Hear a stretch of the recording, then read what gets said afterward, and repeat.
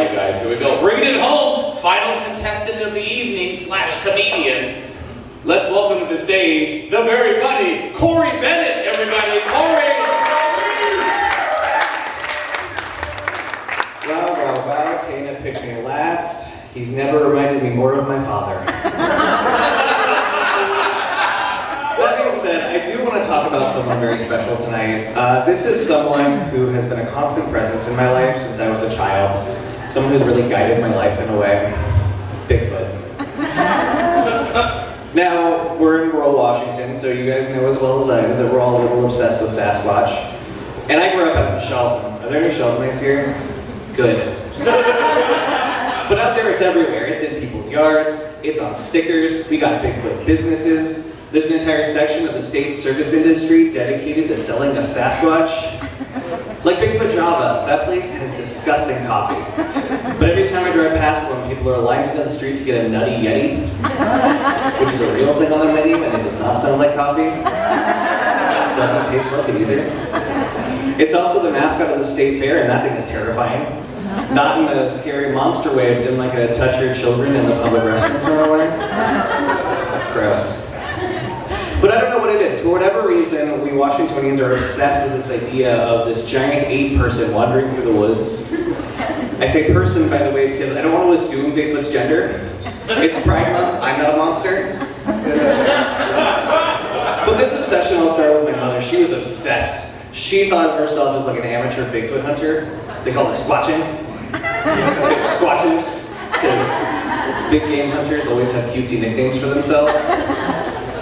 But we were a huge, huge camping family, and anytime we were outside and she came across like a weird poop on the ground, she would just get this twinkle in her eye and be like, oh, do you think that was him?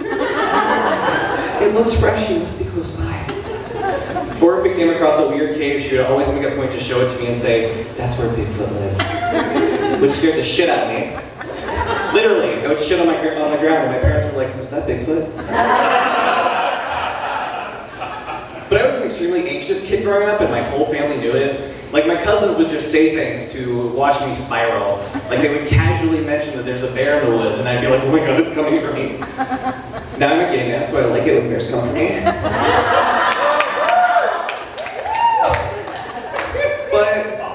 My mom's favorite movie was Harry and the Hendersons. Have you guys seen that? Yes. Great.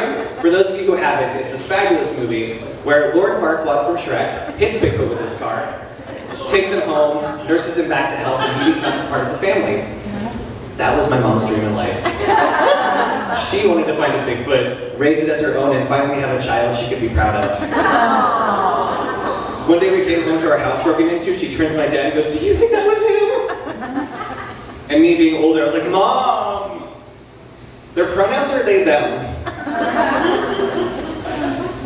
But we took camping very seriously in my family. We didn't go to the state park that was 20 minutes down the road where you're surrounded by people and there's a working toilet.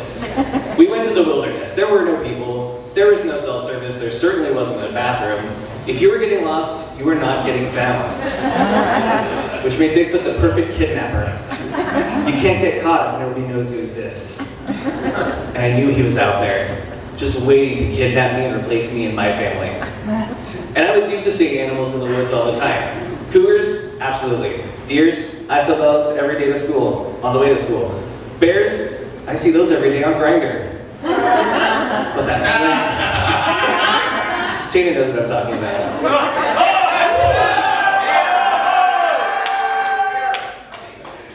But that Planet of the Apes motherfucker, I wasn't falling for that shit. And I knew he was out there, just preying on unsuspecting little boys like me, like some sort of cryptid Catholic priest. And I grew up religious. I've been hit in the head with way too many Bibles to fall for that shit again. But I have been thinking a lot about how obsessed my mom was with Bigfoot and how much joy it brought. She died when I was 17, and it was very sudden. I was out of town when it happened, so when my dad called to tell me the news, I instinctively knew that Bigfoot fucking killed my mom. You guys aren't kidding, she died of cancer. But the worst part about all this is that now, as an adult, I'm primarily attracted to tall, hairy dudes. So if you know anyone who looks like Bigfoot, hit me up. Thanks, everyone.